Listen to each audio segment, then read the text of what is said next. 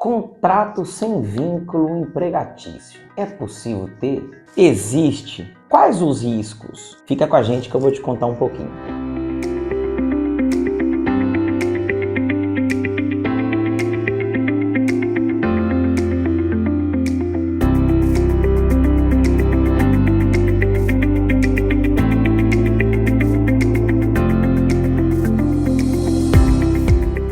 Dentre muitas informações que estão sendo atreladas hoje na internet, existe sempre uma dúvida. É possível ter um contrato sem vínculo empregatício entre um trabalhador e um empregador?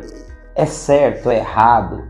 Como é que funciona? Essas dúvidas que permeiam a sociedade no dia a dia, hoje vou responder algumas dúvidas delas para você. E por incrível que pareça, ela está mais no nosso dia a dia do que nós imaginamos. É muito comum, quando nós precisamos de um serviço, as pessoas comuns, um pedreiro, um azulejista, um pintor, contratar um profissional para aquela atividade, para aquela demanda. E nunca surge a dúvida, mas isso daqui é uma relação de emprego? Tem vínculo ou não tem?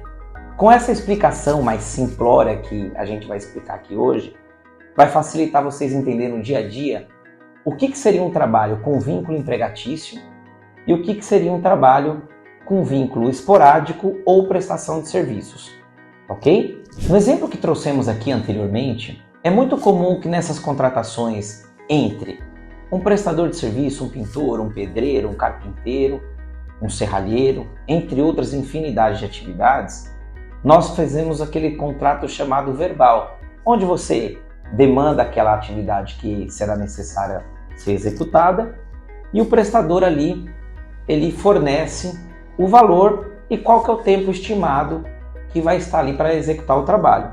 Note que muito embora seja a pessoa que está sendo ali contratada por você, muitas das vezes vai efetuar a atividade pessoalmente, ou seja, ele não vai delegar aquilo para um terceiro, isso não preenche os requisitos da CLT para se proclamar um vínculo. Veja que nesse contexto que eu estou explicando para vocês, é para tentar demonstrar o que seria o vínculo trabalhista para o que não seria o vínculo trabalhista. Por isso estamos usando essa analogia para tentar facilitar a compreensão, ok? Veja que o trabalhador ele vai prestar o serviço para você de forma pessoal, ou seja, ele mesmo vai executar, seja o pedreiro, o carpinteiro, o pintor, mas não vão estar preenchidos todos os requisitos para se reconhecer um vínculo de trabalho e emprego. Quais sejam? Para se reconhecer o vínculo de trabalho e emprego, não basta você ter somente a pessoalidade atingida, ou seja, somente aquele trabalhador vai terminar e começar o trabalho que ali será executado. É preciso preencher também outros requisitos para compor esse vínculo ou não, quais sejam pessoalidade, subordinação, onerosidade e não eventualidade. Vejamos que nesse exemplo que foi tratado aqui agora, o quesito de não eventualidade é o que se aplica, uma vez que essa tarefa que vai ser executada por esse prestador, ela tem um prazo para terminar e findar. Mais ainda, caso esse prestador subcontrate ou coloque outra pessoa, não é capaz de romper esse contrato com o que você fez com ele. Logo, essa prestação de serviço que está sendo executada não preenche os requisitos da CLT para ser caracterizado um vínculo de emprego nos moldes descritos na CLT. Ah, doutor, então quer dizer que todo mundo pode fazer contrato assim? Não. Desde que sejam respeitados os quesitos que lá estão descritos, isso vai ser o suficiente para afastar um eventual pedido de vínculo empregatício. Doutor, mas eu tenho uma empresa, eu posso fazer alguns pedidos assim? Espera que nós vamos chegar lá. CNPJ tem algumas regrinhas que é um pouco diferente. Hoje é muito comum a gente ver no dito usual sobre contratar diaristas, desde que respeite que ela não tenha uma jornada de mais de 2 vezes por semana para contratos como esporádico. Mas isso não se aplica para CNPJ, viu? Fica essa dica.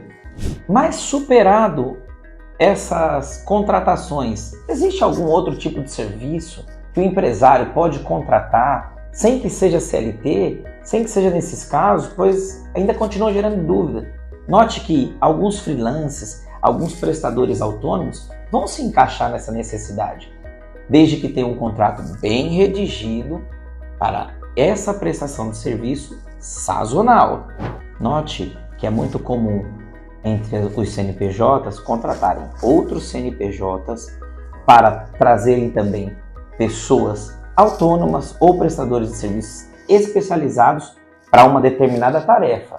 Ou seja, o trabalho é determinado, tem o tempo e não apresenta os 4 requisitos para caracterizar o vínculo. Mas atenção! Você contratar uma empresa terceirizada para uma determinada tarefa não vai te desobrigar à responsabilidade subsidiária. Mas isso fica para um próximo vídeo. Está gostando de ouvir nossas dicas? Está gostando de saber um pouco mais de como trabalhar, como ter a sua empresa blindada para os trabalhos do dia a dia? Continua seguindo a gente nas redes sociais. Nós vamos postar vídeos aqui, toda semana.